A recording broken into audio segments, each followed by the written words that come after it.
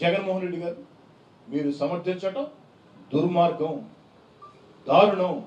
ఇప్పటికైనా జగన్మోహన్ రెడ్డిని కోరేది ఒకటే, ఒకనాడు మీ నాయకత్వంలో పనిచేసిన వ్యక్తిగా, ఒకనాడు మీ నాయకత్వంలో ఎమ్మెల్యేగా ఉన్న వ్యక్తిగా, ఆ తర్వాత మీతో విభేదించి బయటకు వచ్చి ఈరోజు మళ్ళీ ఎమ్మెల్యేగా ఉన్న వ్యక్తిగా కాకుండా ఓ పౌరుడుగా, ఓ భారతీయుడిగా, ఓ హిందువుగా మిమ్మల్ని అడిగేది ఒకటే, వైఎస్ఆర్ కాంగ్రెస్ పార్టీ రాష్ట్ర అధ్యక్షుడిగా వైఎస్ జగన్మోహన్ రెడ్డి గారు మీరు ఖచ్చితంగా ఈ దేశ ప్రజలకి క్షమాపణ చెప్పాలా. హిందువులా, ముస్లింలా, క్రైస్తవులా తేడా లేకుండా భారతీయుల మొత్తానికి క్షమాపణ చెప్పాలా. హిందూ మత విశ్వాసాల మీద దాడి చేసిన వ్యక్తులు రేపటి రోజు క్రైస్తవుల మీద, ముస్లింల మీద, మత విశ్వాసాల మీద, సిక్కుల మీద దాడి చేయరు అన్న గ్యారెంటీ ఏం లేదు. అందుకే ఇలాంటి వ్యక్తిని సమర్థించిన దానికి బహిరంగంగా నేను క్షమాపణ చెప్తున్నా అని జగన్మోహన్ రెడ్డి గారు మీరు చెప్తే ఖచ్చితంగా ప్రజా జీవితంలో కొనసాగే హక్కు మీకుంటుంది. అలా కానప్పుడు ప్రజా జీవితంలో మీరు కొనసాగలేరు.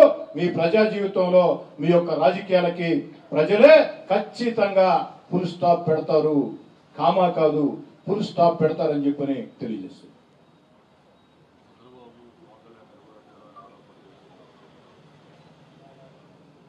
ఒకటండి, ఇక్కడ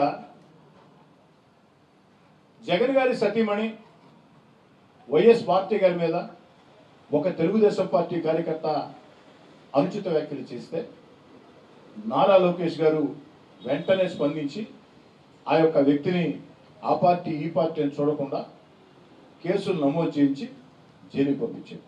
జగన్ గారు వింటున్నారా?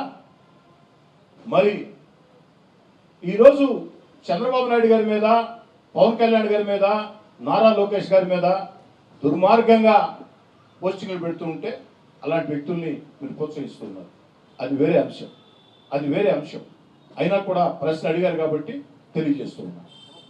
నరేంద్ర మోడీ గారి మీద జాతి మెచ్చిన ప్రధాని, ప్రపంచంలోనే శక్తివంతమైన నాయకుడు నరేంద్ర మోడీ గారు 12 ఏళ్లుగా ఎలాంటి అవినీతి ఆరోపణలు లేకుండా ఈ దేశాన్ని ముందుకు తీసుకుపోతూ శక్తివంతంగా తయారు చేస్తున్న వ్యక్తి నరేంద్ర మోడీ గారు.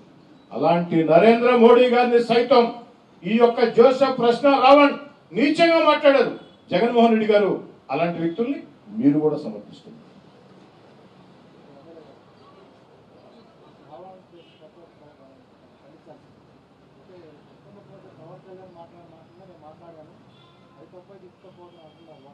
అంటే ఉప ముఖ్యమంత్రి పవన్ కళ్యాణ్ గారు నా దేశం మీద నాకు నమ్మకం లేదు, నాకు దేశభక్తి లేదు, బంగ్లాదేశ్లో ఉండే హిందువుల్ని దుర్భాషలాడటం, శ్రీరాముడిని దుర్భాషలాడటం, మహాభారతాన్ని దుర్భాషలాడటం ఇవి చేశారండి. పవన్ కళ్యాణ్ గారి భాషకి ప్రశ్న జోసెఫ్ రావణ్కి తేడా ఏందండి? చాలా తేడా ఉంది. పోలికేంది అసలు? దానికి చాలా చాలా తేడా ఉంది.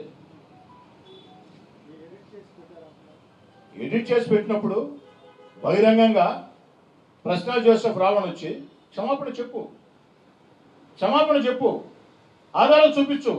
నేను మాట్లాడిన మాటలకి ఏ ఆధారాలతో ఓ భారతీయుడిగా మీ కోటమిరెడ్డి సీతారెడ్డిగా మాట్లాడానో ఆధారాలను చూపిస్తున్నా. మరి ప్రశ్న జోసెఫ్ రావణ్ని కానీ వారిని సమర్థించే వ్యక్తులు కానీ మీ మీద మీరు అలా మాట్లాడలేదు అన్న మాటల్ని రుజువు చేసుకోవాల్సిన బాధ్యత మీకు ఉందా లేదా తేల్చమని అడుగుతున్నా. అయినా నాకు అర్థం కాంది, దయచేసి కాసేపు విలేకరుల సమావేశం బ్రేక్ ఇద్దాం, ఆ యొక్క మాటలు చూద్దాం. చూసిన తర్వాత మీరేం మాట్లాడతారో కూడా, ఎందుకంటే ఇది ఒక రాజకీయ సమస్య కాదు. నేను ప్రారంభంలోనే చెప్పా, ప్రశ్న రావణ్ మీద, జోసెఫ్ రావణ్ మీద పెట్టిన కేసులు సక్రమమా అక్రమమా కోర్టులు తెలుస్తాయి. కోర్టు తేల్చింది కాబట్టే, దానిలో ప్రాథమిక ఆధారాలు ఉన్నాయి కాబట్టే కింది కోర్టు రిమాండ్ విధించింది, జైలుకి పంపించింది. పూర్తి స్థాయిలో హైకోర్టు, సుప్రీంకోర్టు విచారణ చేస్తాయి.